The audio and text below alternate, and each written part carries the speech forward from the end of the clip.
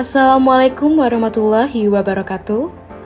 Perkenalkan, kami dari mahasiswa PPG Prajabatan Gelombang 1 tahun 2024, program studi PGSD Universitas Negeri Yogyakarta.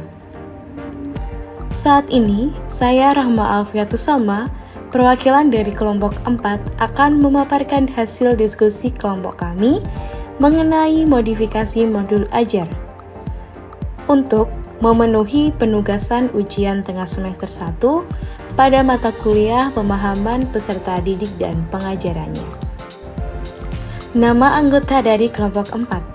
Yang pertama ada Carmila, kedua Linda Belina, ketiga Nur Halimatus Sa'diah, yang keempat Rahma Alfiatus Salma, dan yang kelima Rima Chandra Hardianti. Modul ajar yang akan kita modifikasi yaitu modul ajar Bahasa Indonesia pada kelas 1 bab 4. Aspek yang dimodifikasi menurut kelompok kami yaitu yang pertama, identitas modul, kedua, profil pelajar Pancasila, yang ketiga, refleksi peserta didik dan guru, yang keempat, LKPD, dan yang kelima, rubrik penilaian. Perkenalkan, nama saya Rima Chandra Hardianti. Saya akan menjelaskan tentang identitas modul. Sebelum modifikasi, untuk identitas modulnya, yang pertama adalah penyusun yaitu Dwi Purwanti SPD, instansinya SD Negeri Lempuyangan 1, tahun penyusunan 2023, jenjang sekolah SD, kelas 1, alokasi waktu 2 kali 35 menit. Selanjutnya pelaksanaan yaitu Jumat 27 Oktober 2023. Setelah kami modifikasi, kami menambahkan fase dan bab menjadi yang pertama nomor 1 adalah penyusun yaitu Dwi Purwanti SPD, 2 instansi SD Negeri Lempuyangan, 3 tahun penyusunan tahun 2023, jenjang sekolah SD, mata pelajarannya Bahasa Indonesia, fase A, kelas 1, bab 4, alokasi waktu 2 kali 35 menit, pelaksanaan Jumat 27 Oktober 2023.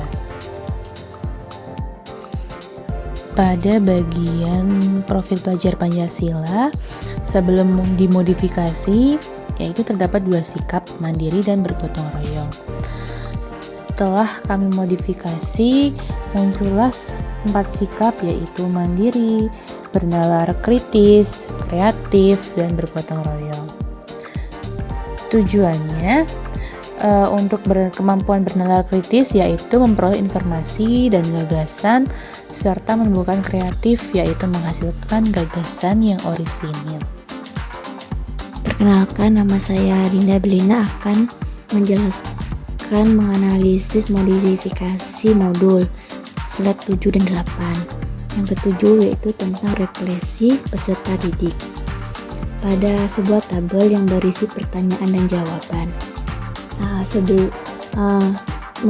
Sebelum dimodifikasi, tentu saja refleksinya sedikit sulit dijawab oleh peserta didik karena hanya ada pertanyaan dan jawaban. Tentu saja pada fase ini anak kelas 1 baru mengenal huruf dan ejaan, belum bisa merangkai kata dengan baik. Jadi setelah dimodifikasi, jadi refleksi peserta didik sebaiknya menggunakan rentang nilai seperti tabel yang sudah dimodifikasi yang memudahkan peserta didik untuk menjawab.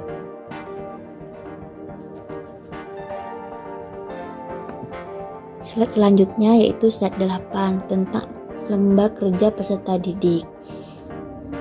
Pada modul lembar LKPD, tugas kelompok dan tugas individu dijadikan satu. Hal ini membuat belum terperincinya antaranya masing-masing tugas individu dan kelompok.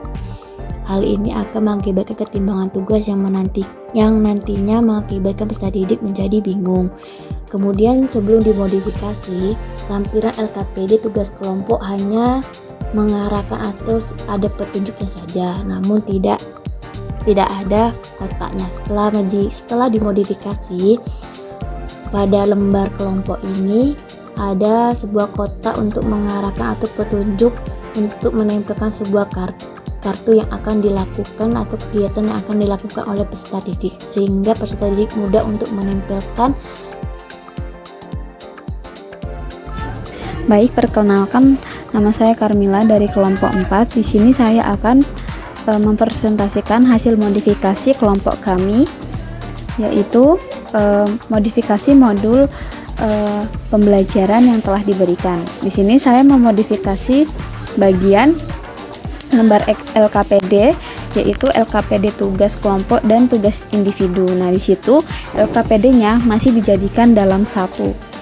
Nah, hal ini membuat belum terperincinya antara masing-masing tugas individu dan tugas kelompok. Hal ini juga mengakibatkan ketimpangan tugas yang nantinya mengakibatkan peserta didik menjadi bingung. Nah, di LKPD tersebut juga di LKPD kelompoknya itu kurang lengkap karena tidak ada kotak pengarahan dalam lembar tersebut, sehingga membuat bingung peserta didik yang akan menempelkan kosakatanya. Lalu pada bagian LKPD tugas kelompok dan individu belum terdapat rubrik penilaian. Nah, hal ini membuat bentuk penilaian yang akan digunakan tidak terarah dan membingungkan. Nah, seharusnya hal yang dilakukan dalam membuat LKPD itu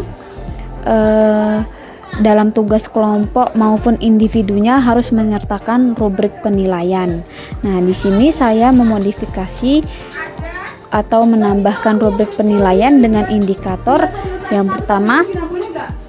Untuk yang indikator pertama, siswa dapat mengenali huruf dalam kosakata lalilulelo, itu mendapatkan nilai 1. Lalu indikator yang kedua yaitu siswa dapat mengenali huruf dalam kosakata dengan baik, yaitu kosakatanya lalilulelo, itu mendapatkan nilai 2. Lalu indikator yang ketiga, siswa dapat mengenali huruf dan kosakata dan merangkainya serta membaca suku kata lalilulelo, itu mendapatkan nilai 3. Lalu untuk indikator yang terakhir yaitu siswa dapat mengenali huruf dan kosakata, merangkainya, membaca suku kata lalilulelo serta membaca kata dalam menempelkan kartu sesuai dengan kosakata. Nah, ini indikator yang keempat itu indikator yang terakhir itu mendapatkan nilai 4. Nah, untuk keterangannya, untuk nilai 1 itu mendapatkan nilai yang kurang. Lalu untuk nilai 2 itu dikategorikan cukup, untuk nilai 3 dikategorikan baik, dan untuk nilai 4. Baik, selanjutnya saya juga memodifikasi bagian rubrik penilaian LKPD, yaitu penilaian kognitif tugas individu. Nah, pada modul sebelumnya itu tidak ada rubrik penilaian kognitif tugas individu. Di sini saya menuangkan beberapa indikator penilaian. Yang pertama, tidak dapat melengkapi huruf, itu mendapatkan nilai 1. Indikator kedua, dapat melengkapi huruf, mendapat nilai 2. Lalu indikator selanjutnya, dapat mengenali huruf dan melengkapinya serta membaca huruf, mendapat nilai 3. Lalu untuk indikator yang terakhir yaitu dapat mengenali huruf, melengkapinya, membaca suku kata serta membaca kata dengan lancar. Nah, indikator ini mendapatkan nilai 4. Untuk keterangannya yaitu nilai 1 itu masuk ke dalam kategori kurang. Untuk nilai 2 itu masuk dalam kategori cukup. Nilai 3 masuk dalam kategori baik, dan nilai 4 masuk pada kategori sangat baik. Selanjutnya, untuk rubrik penilaian LKPD, pada modul ajar yang kami amati, belum adanya rubrik penilaian afektif atau secara sikap. Maka dari itu, kami merancang rubrik penilaian secara afektif berdasarkan profil pelajar Pancasila yang telah kita modifikasi juga sebelumnya, yaitu meliputi aspek 1 kreatif, aspek kedua bergotong royong, aspek 3 mandiri, dan aspek keempat bernalar kritis. Dengan pedoman penskoran, jika bernilai 3 itu artinya selalu, yaitu apabila selalu melakukan sesuai dengan pernyataan. Nilai 2 kadang-kadang, yaitu apabila kadang-kadang melakukan dan sering tidak melakukan. Untuk skor 1 artinya tidak pernah, yaitu apabila tidak pernah melakukan sama sekali. Untuk pedoman penilaiannya, nilai akhirnya, yaitu dengan cara skor perolehan dibagi dengan skor maksimal dikalikan dengan 100. Terima kasih sudah menyimak video presentasi dari kelompok 4. Wassalamualaikum warahmatullahi wabarakatuh.